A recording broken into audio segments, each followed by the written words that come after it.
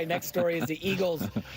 They won 4 straight and look to be on track after kind of a rocky start to the season. However, this A.J. Brown news, not good. Missed the second half of the Jags game due to a knee injury. According to Jordan Schultz, it sounds like Brown avoided a serious injury and is viewed as day-to-day. All I'll say about the Eagles, and I've been, very right about them this season, without A.J. Brown, they are not nearly as good or dangerous. Nobody respects them down the field with A.J. Brown out of the game, Colin. And I watched that offense in the second half without Brown. They couldn't do anything. Yeah. They really struggled to move the football. Look at that Tampa loss without A.J. Brown. It was bad. Yeah, no, he is. There is no question. He is very rarely is the receiver the engine to the offense, but the numbers don't lie. He is. I mean, as great as Larry Fitzgerald was, he was as good as the quarterback. If Carson Palmer and Kurt Warner were there, he was really good. If they weren't, he wasn't. A.J. Brown has a unique relationship. But for the record, Saquon Barkley, Devontae Smith, they have good players. Well, wait a minute, hold on. C.J. Stroud loses Nico Collins, and that's no question. They're not very good. Yeah. We saw Stafford. Now he was down Puka and Kupp, which is a little too difficult. I mean, it's become more of a wide receiver league with the rules. I mean, you forget this. 8 years ago, you could just grab wide receivers. Maybe it was 10. But, I mean, there was a different time in this league when you could clog stuff up for a receiver. You can't anymore. The best receivers in this league are always open. And if you have the right quarterback, I mean, last night, DeAndre Hopkins isn't even known as a great separator. He had 8 catches. He doesn't even know the playbook yet. He has probably 75% of the playbook, 8 catches. And it's not like Tampa doesn't have players in the back end. Like, it's just, this is I always said for years and years, I said on this show, for 20 years doing this business, receivers were just icing on the cake. They made it better, but they weren't essential. They're now part of the cake. Left tackle, quarterback, wide receiver, pass rusher, head coach. That's the cake. Yeah. They matter. No, you're probably Rules right on have that. changed it. Yeah. Cowboys 7.5-point underdogs against Philly at home. Betting that's a big number for Philly if A.J. Brown doesn't go. That's a huge number. I don't think they'll cover that without A.J. Brown, even if it is Cooper Rush. Final story, Colin. Okay. Yeah. Listen, the Philadelphia Eagles obviously want and need A.J. Brown, right? Like, he obviously is going to be a massive impact for the Eagles. But honestly, I actually really liked what I saw even when A.J. went down. I understand the offense changed when he went down, but they did not look anywhere near as lost as they did in the weeks past when A.J. Brown wasn't playing. So I actually, that actually signaled to me that the Eagles are more resilient than initially advertised. Obviously, it goes without saying, this team is significantly better and more dangerous and more dominant when A.J. Brown is there. And for those of you who missed it before, like J-Max said, that he's been right with the Philadelphia Eagles. He's predicted that they're going to win the Super Bowl. He literally said, don't be surprised if they win the Super Bowl. So he obviously is pretty high on the Philadelphia Eagles. I'm not going to get lost in trying to predict the spread or the score for the Cowboys game, especially now that Dak is probably going to go on IR and all of that. But yeah, this is obviously great news for the Philadelphia Eagles, having AJ just be day to day. I wasn't too concerned because when I saw him walking with his knee, it was clear to me that he probably didn't do anything too substantial because he was pretty much walking perfectly, right? He had no issue with his gait, no limp, no nothing, and so I felt pretty good about that. But he does always look like he's getting banged up. He always does that thing when he like lays on his back and he like kind of like pulls his legs up, almost like he's like and he's like touching his hamstrings, like, so it always looks like he's hurting himself.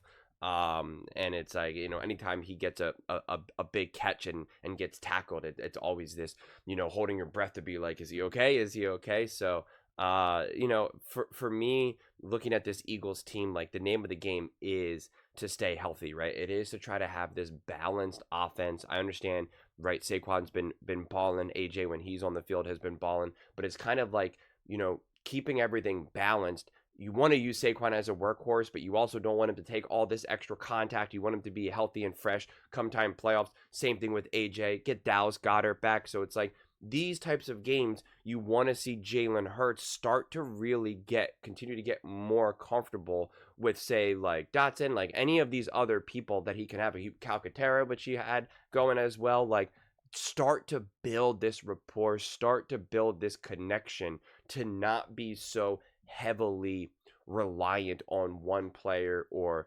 another. It really goes a long way, right? Not only for just keeping your offense balanced even when you're winning big, but then also making you more resilient for any injuries and whatnot. So I am really curious to see if he can continue to develop that, because both those other players that I just named like had some, decent games. Obviously, what's his face had a great like a great kind of like circus catch type thing where he like tipped the ball up to himself as well. So I think you want to continue to see those things happen and not be like a one-off or a one-off game either, right? I think that just makes you significantly better. Then there's less pressure to get AJ back as quickly as possible. If he continues to have like knee soreness or whatever it may be, it's kind of like, all right, well, we're good. We don't need to rush you back. We got these games. We're good to go. But the division, the playoff picture is pretty tight when you look at it. Right here, here it is. Like the Eagles could be in this situation, and a couple teams could be in this situation. It all depends on how this is going to unfold, and of course the Eagles still have to play the Commanders, which will end up being huge games. Of course the Cowboys. But here's the thing: like this could be one of those situations where you either win the division or you're out of the playoffs, right? Like it absolutely could turn into that. Because I do think the Rams are going to start to win. I think the 49ers are going to start to win.